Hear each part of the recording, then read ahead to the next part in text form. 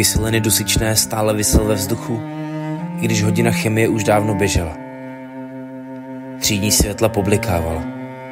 Z okna bylo vidět, jak sníh padá na rozpukaný asfalt hřiště. Ticho. A pak další tup.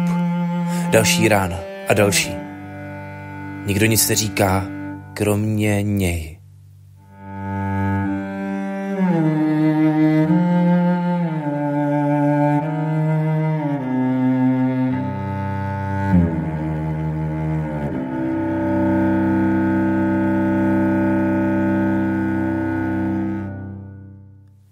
Deváťák z poslední lavice, Martin.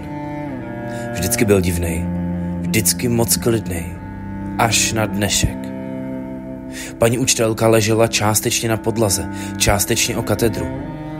Krev jí tekla z ústního koutku a její brýle někdy na zemi praskaly. On stál nad ní a zvedal ruku. Uklidni se, křikne někdo. Marně.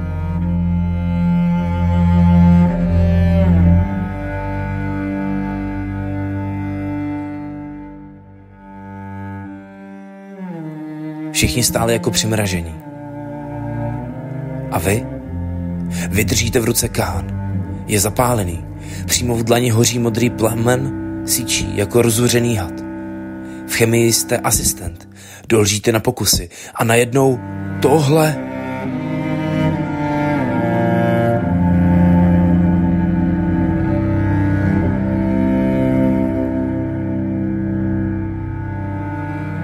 Máte 3 kroky k němu. 2. Můžete na něj zavolat, můžete ho zasáhnout, můžete říct jméno, připomenout rodiče, něco lidského. Ale krev stéká po dřevěné desce. A paní učitelka jen slabě sípe.